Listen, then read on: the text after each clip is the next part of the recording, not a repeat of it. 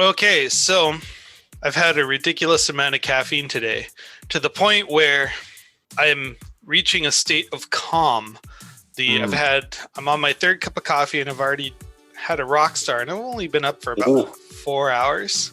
So you remember that episode of Futurama where Fry drinks 300 cups of coffee? Yes. And he reaches a level of zen where time seems to slow and he can see a butterfly slowly beating its wings. Yep. Yeah. I'm kind of that right now. That's how relaxed I am. And I'd like to say thank you, coffee. Hello and welcome to the final episode of Season 4 of Next Generation's First Generation, where we'll be covering the final episode of Star Trek The Next Generation for Season 4, the end of the 1990-91 season. It is Redemption Part 1. This is where everything has been leading. Geordi being captured by the Romulans, Worf getting discommendated, the secret person hiding in the dark. We're going to find out what all of that is leading to in this very episode. I'm Patrick Delmore, and with me, as always, is my co-host Sascha Shouties. Hello, how are you today, Patrick? I am good. Woo! I'm super excited to watch this episode because I feel like this is the breakthrough episode that really transitions Star Trek out of adolescence and into its adult form. So, yeah, because we always had those awkward, goofy Season 1, Season 2, Season 3 episodes. Season 4, they really kind of upped their game. Basically, ever since Best of Both Worlds, we've been seeing really mature episodes start to come out. And this is a capstone of that growth. And I feel that Season 4, Season 5 are some pretty good seasons. Unfortunately, with the final season, they're just kind of running out of gas. A lot of their scripts are getting moved over to DS9. But I think we are safe to say we are in the middle of the renaissance for Star Trek Next Generation episodes. Oh, yeah. The 30th anniversary. We're going to be talking Star Trek 6 over the break. And before the end of the year, Spock is going to meet Captain Picard. So, wow. Lots of exciting stuff. Okay, so here's what you need to do as a participant in this is sit back and relax in your favorite easy chair, or mowing the lawn, or driving the car, or exercising, or eating a bag of chips. That's my personal favorite. Cue up your viewing device, and we're going to give the countdown. You ready? Sync it up. 5, 4, 3, 2, 1, and play. So we open this episode in a way that I don't think makes a ton of sense, especially with the all of the other officers having personal log entries at the beginning of episodes this season. We got a Troy log, we got a Geordi log, and we got a Crusher log. We didn't get a Worf log, and this would be the time for it, and we would have been better served by it than by this scene, because this does not make any sense. Picard comes into Worf's room as they're about to meet Gowron, who Picard is going to install to be leader of the Klingon Empire. And Picard says, "Hey, I'm not here as your captain, even though I'm in uniform and you're not. And what I want you to do is get undiscommendated at this most volatile of all times." Now, earlier, it was like, it's not a good time to get out of your discommendation. But now Picard is planting this seed in Worf that he's not really going to help him follow through on to the extent that he should or could. So if it had just been Worf doing a personal log saying, "Hey, Gowron's showing up.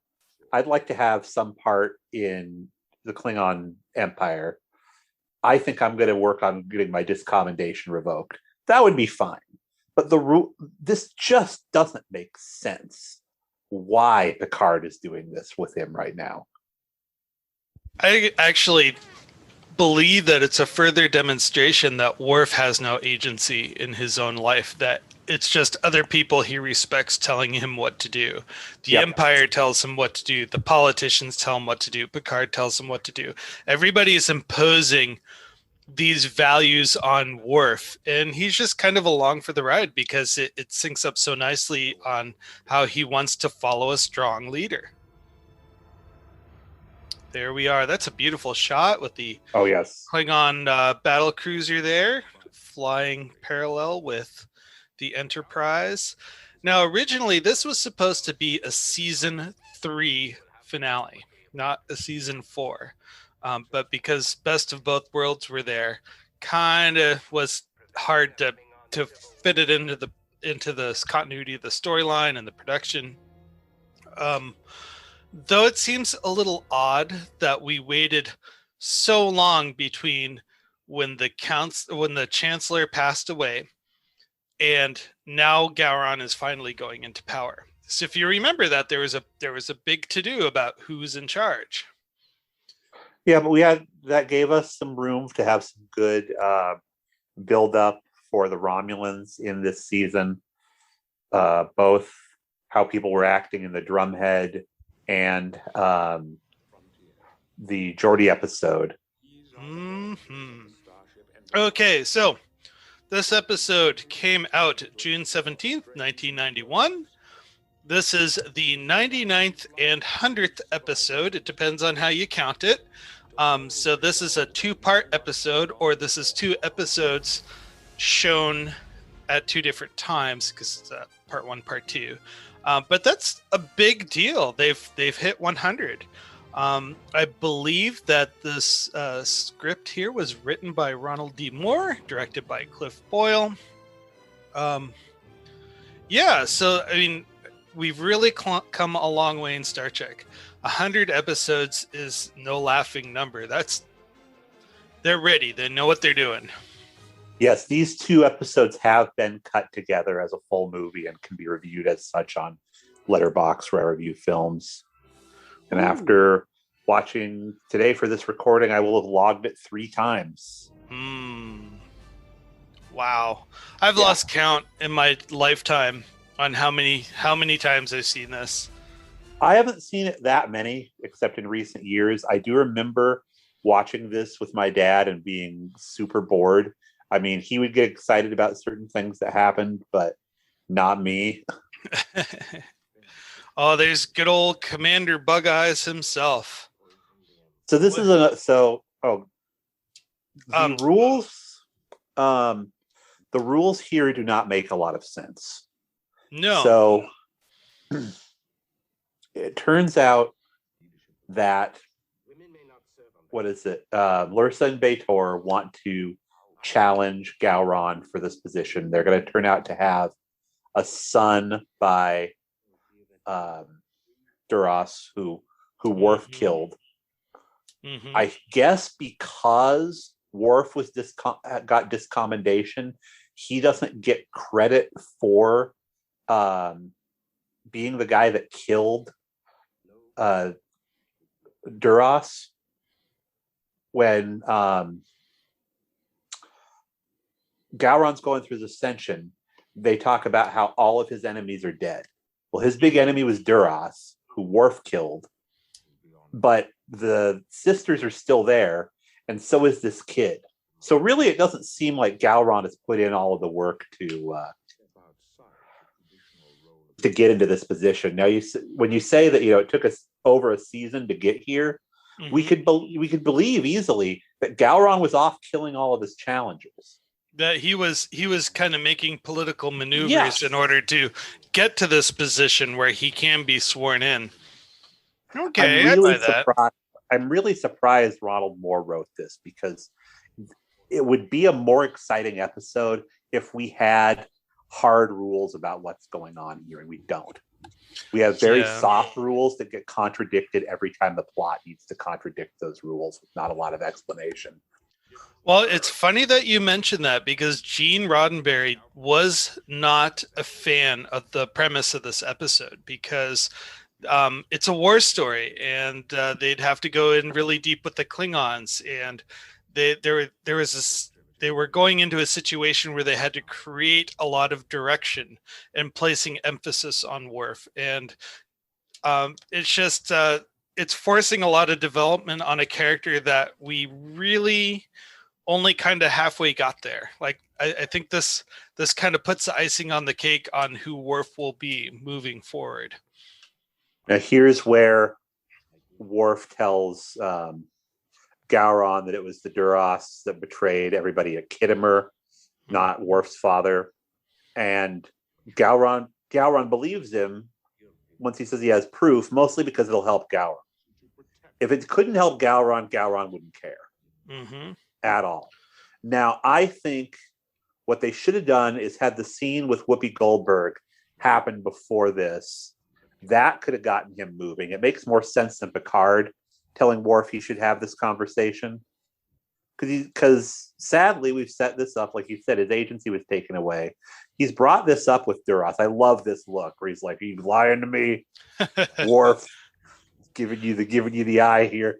But it's set it up that it wasn't Worf's idea to do this. It was like, wow, Captain, although not my captain, just my buddy, who's also the guy that's going to install Gowron on the Klingon throne. Like came into my quarters, was like, "Oh yeah, time to do this, Worf." Now, watching this still, I know I've seen this episode a lot of times. I keep forgetting that Gowron here did not, or not Gowron, excuse me, Gowron.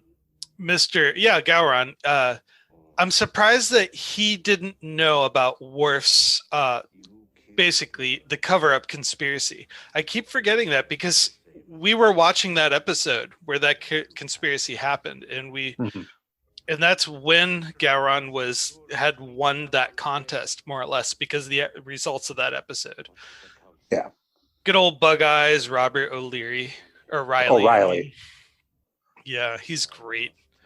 Not the guy whose wife's cow burned down Chicago. Oh, yeah. But the auto parts man. Yeah. He was in Broadway. I don't know if you knew that or not. Doesn't surprise me. Yeah.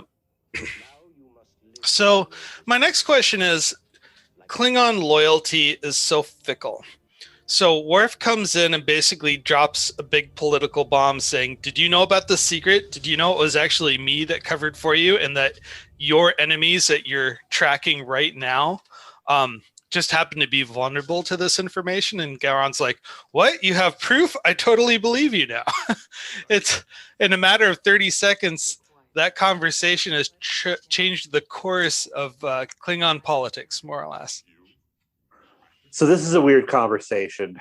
This is Guinan telling Worf he's got to laugh, and she would like to be the one to make him do it. In fact, she's got a bet with Picard on it. First, he says he doesn't laugh, and then she's like, "Well, no, I've seen you laugh." And then, she does the correct thing by sticking with his point of view and saying, "Okay, Klingons do, you don't. That's fine, but you're wading into the deep end of a pool that you've never really been in before." Mm-hmm. You had your relationship with Kalar, and you got your discommendation. So basically, tried to swim. Lifeguard wouldn't let you. Said, "Don't come in the pool again until you know what you're doing." Mm-hmm. And then when you came back, you killed the guy. So she's like, now you got to do it for real. Mm-hmm. Nobody's going to help you out. Even when the captain came to your quarters, he was like, "I'm not doing this as the captain. I'm doing this as a push you into the thing, to push you into the pool or throw you into the pool." Yeah.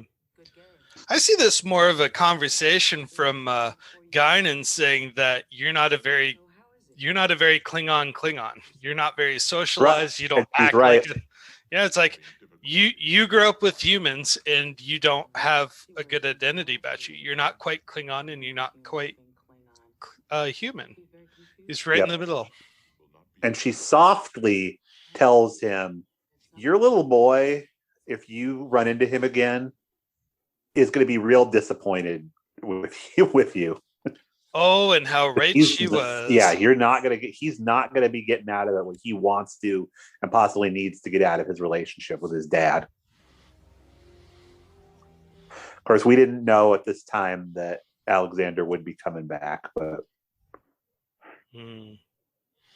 So Worf comes into Picard's office. Hey, I need a leave of absence. Picard's like, great. Now, I really wish we'd had some scenes with Picard talking to either Troy or to Riker about what his game is here. Mm-hmm. Because nothing Picard does makes a whole lot of sense in this at all. Well, Picard's got his own agenda with the Klingon Empire. Yes. He does not... I mean, I hate to kind of take it to this level, but he does not want Romulans involved. And that's why he says Gowron is our man. But he can't interfere, so he's going to send his lieutenant to do it for him. And he does that by preying upon Worf's anxiety and insecurity about his own identity. And he fosters this insecurity by telling him to stand up for himself and to engage other Klingons. And because of that, Worf is doing these things where he thinks he's doing it on his own, but he's being completely manipulated by Picard. Hey, it's Kurn. Yep. So here's the deal with Kurn, in case anybody forgot. Mm-hmm. Kurn managed to avoid discommendation because nobody but Worf and he know that they're brothers. Mm-hmm. So Kurn is not living under the curse of the name of Moog being not spoken about anymore. Mm-hmm. Which is weird because you would think. Remember when Kempek's guy came on the ship mm-hmm. and was like, all anybody talks about is how much you suck. You think somebody would have got the point there was to see how Klingon he was, to work him up and say, okay, is he going to fight or is he going to roll over? Should we include him or not? You'd think they would have worked to build up the mm-hmm. to build up, a file on Worf about what all the messed up reasons are about why Worf's terrible, and then discovered the brother. Yeah. And sadly, in the ultimate arc of Kurn's story, he does not come to a good end. No. Tony Todd. Yes, I was just going to say, the Candyman himself. You excited for the new Candyman, or are you not a fan of that series? I'm not familiar with it, to tell you the truth. It's good. I didn't see it until about 2 years ago, but it is a neat story. And Jordan Peele's doing a new one. It's not going to be with Tony Todd, but is this the first time that Worf pulls the "I'm the older brother" routine with Kurn? I can't recall. Because basically, Kurn is saying, here's an opportunity for our house to reemerge from shame and to let our name be out there publicly. But he doesn't know who to support. And the conversation here is that Kurn's kind of on the fence, and Worf says, no, we will fight with Gowron, more or less. And again, it bothers me how much power Worf has for being a complete outsider in his family. Yeah. It's like, oh, okay, you're the older brother. We'll talk to you. I mean, with all the deceit and hypocrisy, it would make more sense if you took the culture literally. It would make more sense for Kurn to have Worf killed and then just take over the family. No, because people would want to know why. Well, lack of honor. He joins Starfleet. He doesn't side with the Klingons. Yeah. Beautiful matte painting. But that was the other thing, was that everybody had thought that because Worf was part of Starfleet, they wouldn't have to worry about him. That's why he ultimately had to get discommendation. Mm-hmm. Was that the Duras family had said, okay, it was the Moogs that betrayed everything. Moogs are out of the picture. We don't need to worry about them. He picked Starfleet. Who's this guy? This is the guy that... maybe he was the interim chancellor. The head of the council, the the guy that was parliamentarian. Yeah. Let's see. I want to see if we got his name. Ben Slack, I think. Okay. Gowron, son of Morel. Arbiter confirms you've completed the rite of succession. Oh, maybe he's the arbiter. Enemies have been destroyed. No, the arbiter is Picard. Oh. You stand alone. Do you want this? And then again, that's the thing, is his enemies really haven't been destroyed. Like, they don't. And why do the Duros's want to do this as a surprise? Mm-hmm. They're like, look, we have this kid.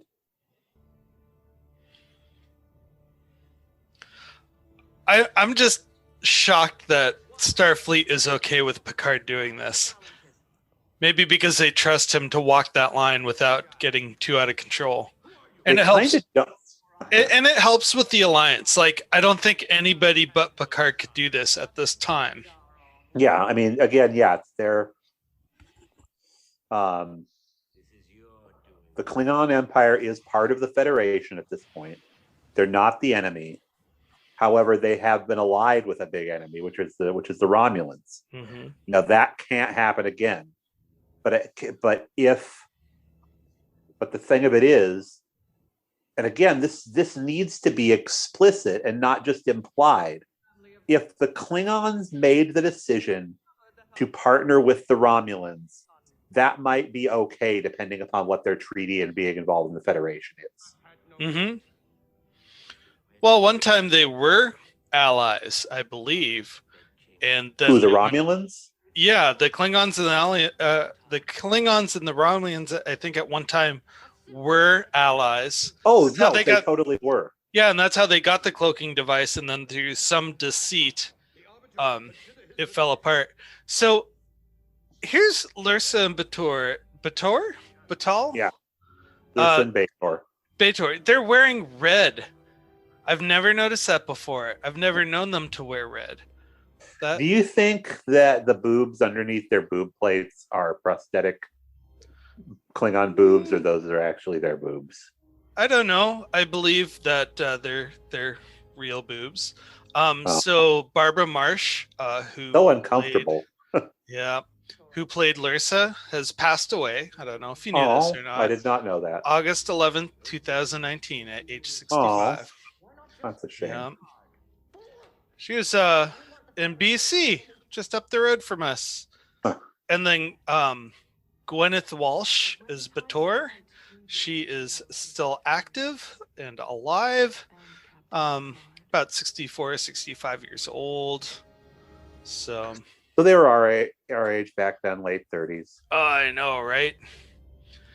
I'm glad we got to see for sure that the Duros's are working with Romulans. We got to see our shadowy figure. That is correct. Now, why in the world, especially because they have a regular Klingon costume for Michael Dorn, if he's on leave of absence, is he wearing his Starfleet uniform and has his communicator badge on? Well, maybe he just hasn't had a chance to slip out of his uniform yet. Yeah, it must be real difficult.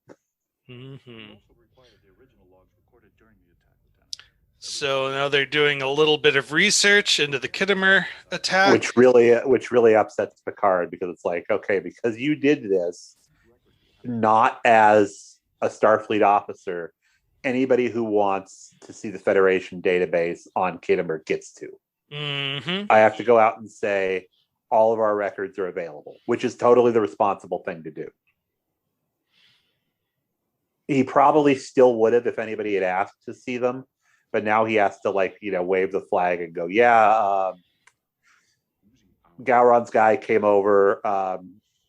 Your people can come over too. Okay, I found the answer to your question about Klingon cleavage. According to production staff, neither actress used chest padding. Huh. Ow. Yeah, that's from Memory Alpha. So, wow. Well, they just probably lifted them up.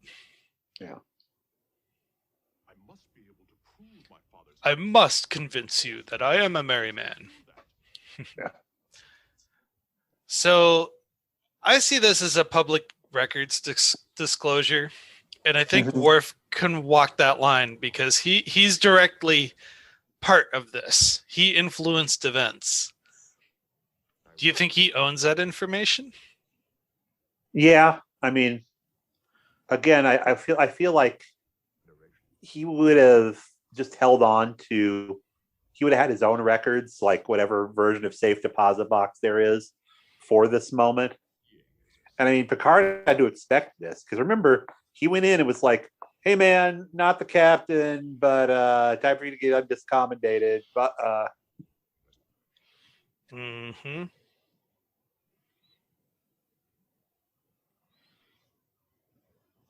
Hey, Pat, yeah, this episode has uh, Toral in it. That's the name of the young man, right? yeah, That's the son. yep. I think it's kind of fitting that Worf kills him too in a DS9 episode, if you remember correctly. Does he? Yeah. So he spares. I know I'm kind of letting it slide here. Spoilers, but Worf spares his life in this episode just to kill him in another show. Yeah, Worf offs a lot of these people. Worf is the samurai of the Klingon Empire because he does everything with honorable intentions, I guess you could say. He's not like the ninja where he'll just go in and he's for hire. It's more of, I have a mission to accomplish and you are in the way. I'm sorry, you will die now. So I like this scene. Basically, they invite him over to see if he'll take their side against Gowron, and he explains that every choice that he has is a bad choice, other than sticking with Gowron. Mm-hmm. Because basically he's like, I think he got the Romulans working with you, and I know you can still kill him, and I just want to see that not happen.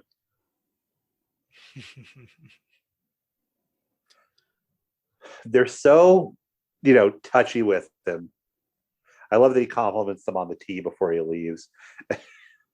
And whoever's idea it was to basically have the mugs have like brass knuckles on them, genius.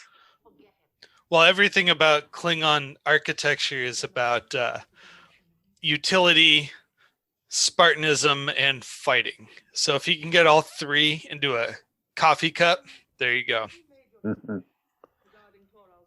I love those siphon cups that she's holding, though. Oh yeah.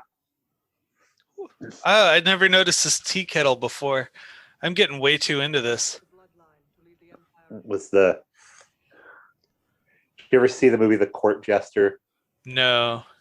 I'm looking at her drink, and there's a line in that where he's supposed to poison somebody's drink. It's a comedy, and it's so they hand him two like a tray of mugs, and they're like, the vessel with the pestle has the brew that is true, and the flagon with the dragon is poison. And he's got to like try to remember, like, yep. I need to watch that again. Yeah. So this conversation, what's the point of this conversation? Just to find out what Picard's going to do? If they can get Picard to back him, he's like, not if I think you're working with the Romulans. Plus you're going to be controlling that little boy who you're going to try to put on the throne as a puppet. They just want to see if they can convince him, and they can't. Here we go. Picard's made his mind. Thank you for the tea. And I really don't respond to seduction, by the way, ladies. Actually, for him to emotionally respond to them stroking his scalp would actually be a break of character for Picard.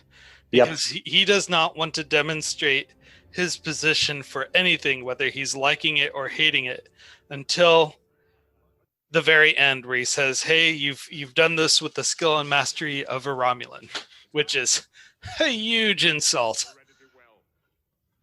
Okay. So he essentially says this guy does have the right to challenge, this Duras kid does have the right to challenge Gowron. But let's not. Which, I mean, is just definitely to spare the kid his life. But if Picard wasn't the Arbiter, the Arbiter was a Klingon, probably what would have happened is a bit like, okay, if he could beat Gowron in a fight, he gets it, because it is Duras is the one that has the right to the throne. But instead, Picard's like, you know what? Let's nod and say we did. Oh man, I love these throwback 18th century facial beard hair things. Oh, that totally. These guys got the mutton chop. It's like, come on, give me a chance. I got hidden weapons and poison and stuff. I can whip this guy. You reject all Klingon law. Oh, I feel like he shouldn't be the one speaking here. It should be our big guy in the background should be talking and not Gowron. Right? But yeah, here we go. We're starting a civil war is starting. Are you blind to what you represent? Well, this is why I'm a little frustrated that the rules aren't very clear. It just sounds like, okay, who's gonna have a better presence in this room? And Yeah. we have some council members behind the Duras, and we have some council members behind Gowron, and they walk out, and it's going to be settled on the battlefield. I want to get this guy's name. He makes a pretty imposing Klingon. He does. I know I've seen him before, but I can't freaking put my finger on it. Oh, such a beautiful ship. Look at that. Yep. They did so well with the Klingon cruisers, I do have to say.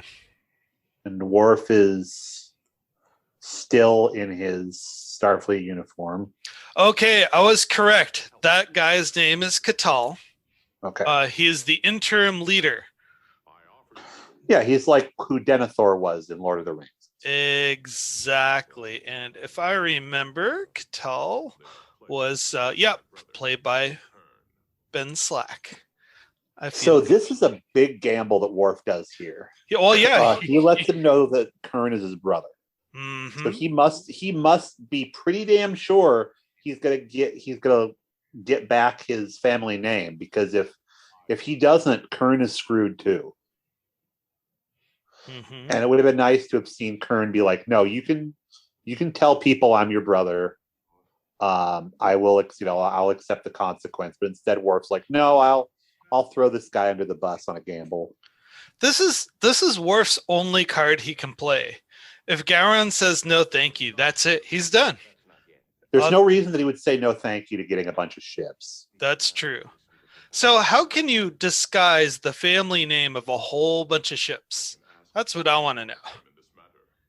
Because Kurn's not calling himself Son of Mo. Remember, he was adopted by another Klingon officer. Oh, okay. Who didn't know or not a Klingon officer, it's another Klingon who didn't know who he was.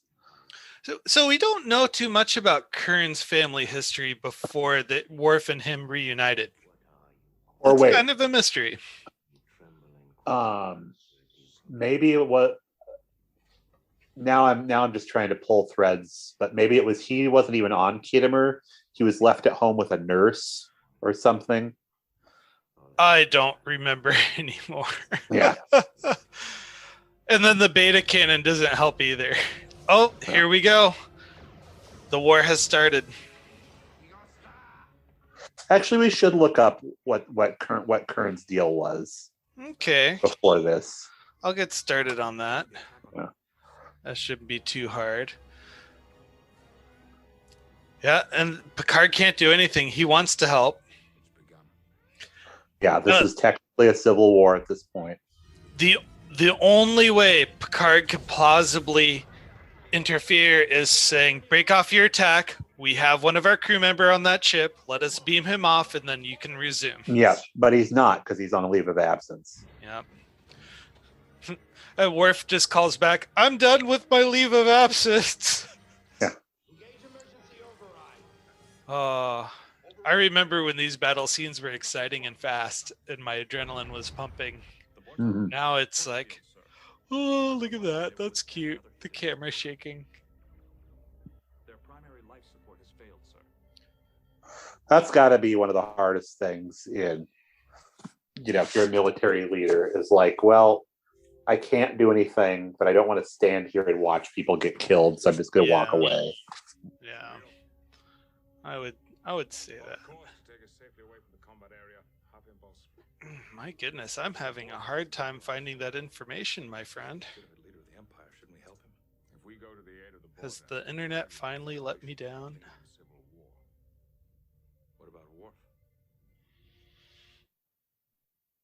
And some There they I'm go. just reading They're the dialogue. They're leaving. They're gone. Okay. Well, Zip. disruptors online. Lock on target. I'm surprised Worf is still in his uniform. You have a point. Way too much time has gone between when he said I'm leaving to right now. Yeah, because it still looks bad, whether he's a Klingon or not, Mhm. especially, discommended Klingons. They'd be curious as to why on the world Gowron would have him on his bridge.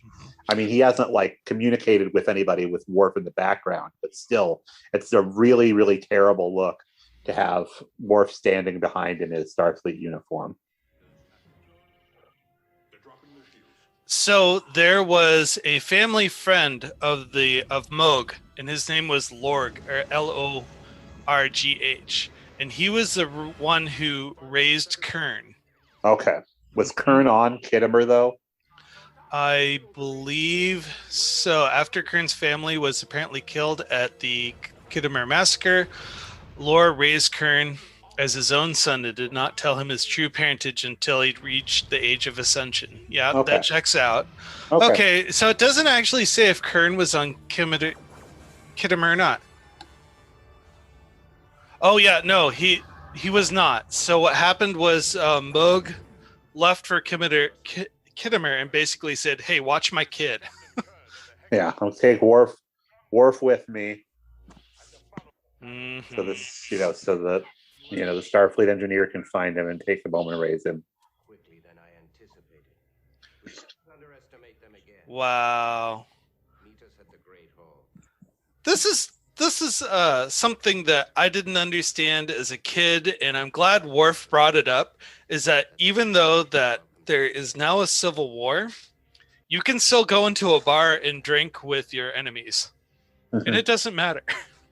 Captain's log, stardate 44998.3.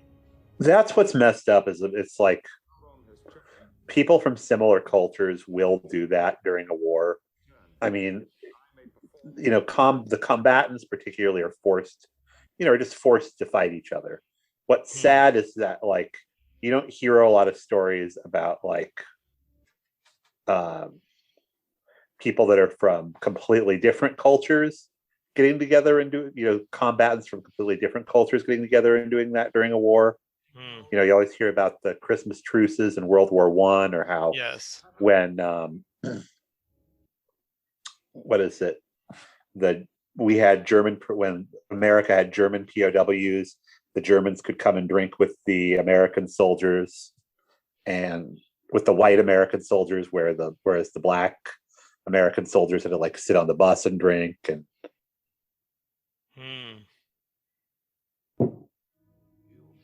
but anyway, too far from the main point. That's all right. So apparently Kern had some daughters. Hey, that knife looks familiar. Yeah. So what the audience doesn't know is I was just given one of those knives the other day, and it is sharp. Yeah, you could do your own blood oath with that. Yeah, so Worf's name has been restored, which would piss people off even more. Like if you were on the fence in this Civil War situation, you'd be like, wow, this guy just decided to change established history and say that it was that Moog didn't betray everybody to the Romulans that Kittimer. It was the Duras that did. Well, in war, you have to say what you need to say in order for the only reason why they're having this conversation is that they have resources that he needs. If he didn't have any ships, if he didn't have any land, if he didn't have any money, he was just some dude. Be like, I don't have time for this. Here's what Picard should have said when he said that when what's his name, Gowron asked for their assistance. He would go, "I'll forward your request to Starfleet Command, and if they give me the go ahead, yeah, I'll get in there. Mm-hmm. However, in the meantime, I can't do that. I don't have the authority to bring the flagship of the Federation into a civil war." And that is what's funny is that technically is what he ends up doing in the second part of this. But there's pretense because it's no longer an isolated incident. He has a reason to go in now. I can get involved because the Romulans have gotten involved. Because the Romulans probably are involved. He doesn't know that yet when he gets his fleet together. But anyway, we'll get there when we get there. I mean, good for Worf for making this argument. And again, Picard should be like, "Hey, you served on my ship. You know how this works. That is not a decision that I make. Mm-hmm. I don't order the Enterprise into war zones. Those orders come from the Admiralty, from the brass." Mm-hmm.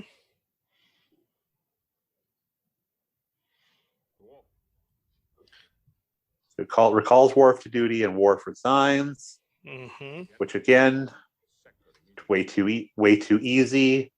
It's like Starfleet is essentially a revolving door.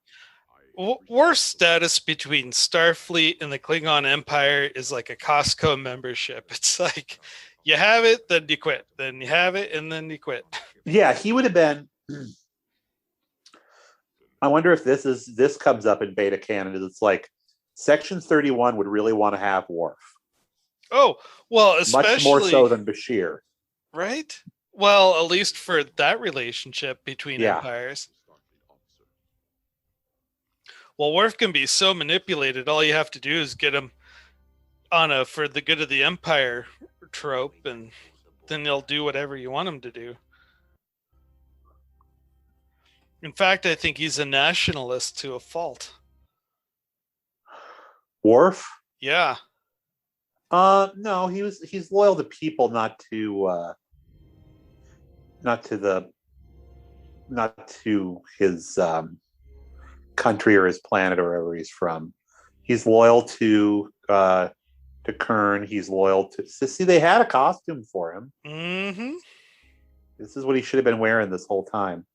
He's loyal to Kern. He's loyal to Gowron.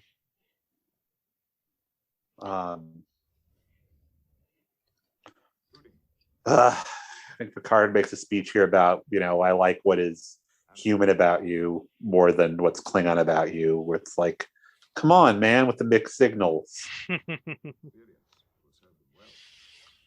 I'm glad we got that great line in Star Trek VI. Human rights. Why, the very term is racist. Yeah, absolutely. Well, it's awfully nice that you're going off to have a little war with the savages. Go back and get your burn it out of your system, and when you're ready to rejoin the civilized world, we'll have a seat waiting for you. Yep. And there's very much a colonial attitude coming from Picard sometimes, where it's almost like, well, that's nice that's happening, but we're above all that. Yeah. And it's a little unsettling. So watching this as a child, I thought that Worf was done. Like, he was off the ship. And the reason why I believed that was because they had killed Yar several episodes ago. Wesley just recently left. They got rid of Crusher and brought her back. We had the racist doctor, Pulaski. Yep. She came and left, and so that told me as a child is that with anything can go. There is perceived danger. It's not like the show's going to completely reset back to 100% in the next episode. Later on, that's what the show's preference is, but still it kind of plays with that perceived danger. And this is a really good scene. Yeah. Oh, I love this scene. It kills me that Voyager basically copied this. Yeah, with Neelix. It bothered me in Voyager because they spent the entire show complaining about how much they hated that guy, and then they had this one beautiful scene showing how much they loved him. It's like they should have liked him the whole time. Yep. But this is neat. I wish we could have seen more reoccurring extras in the background just to show some familiarity. It's like, oh, it's that guy and that guy. Yep. But no. I am certain Gates McFadden was not on call that day, and that's just somebody wearing her wig and her jacket. Oh, yeah, I wouldn't be a bit surprised. Well, this show has a very extensive history of doing over-the-shoulder shots. Well, there she is. Look at that. Yeah.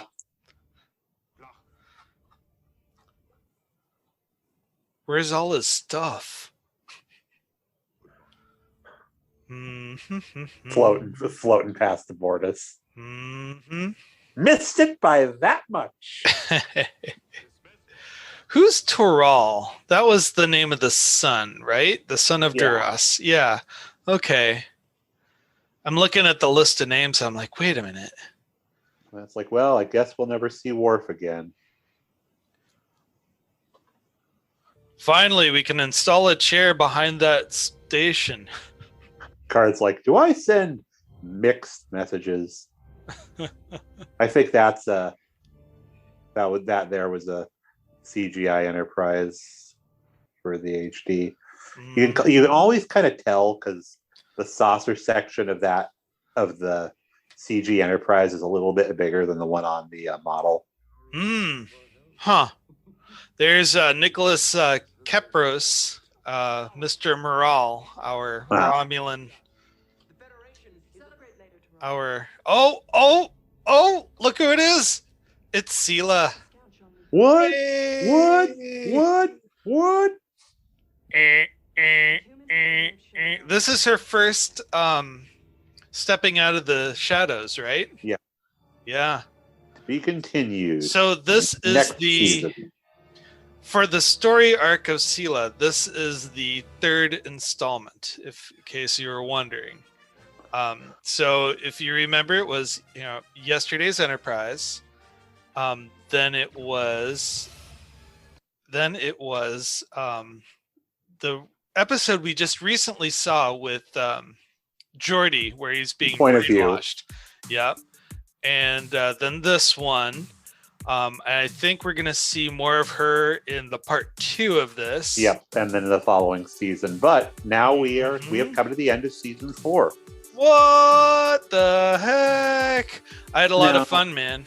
Yeah, you can't compare Redemption to Best of Both Worlds other than that they're both the beginning of a 2-part season finale. It's I don't love Redemption. It's a hard sit for me. It should be exciting, and it's not. It's a political thriller. If anything, it ties a ribbon on the Klingon Federation story. We don't hear too much about them moving forward. Moving forward, it's going to be Romulans. It's going to be the story arc with Spock. There's gonna be a lot of things going on, and we need to say that the Klingon story has kind of been fleshed out. There's everything there that we need to know for the rest of this show, essentially. But it's not Undiscovered Country. It's not quite the political thriller that it could be. But I would give this 4 out of 5 Son of Moog battle cruisers. I'll give it 3.5. Season 4 was about letting all of the characters get out and breathe and learn things about them. And this was Worf's turn, and it's not the best Worf episode ever. No, not by far. Worf / Michael Dorn gets to be the person that appears in the most Star Trek media. Mm-hmm. And this is part of that. This is part of shaping him. It took a long way to go for him to really become his own character. And this is just a piece of that. But like you said, he does not have a great deal of agency in this at all.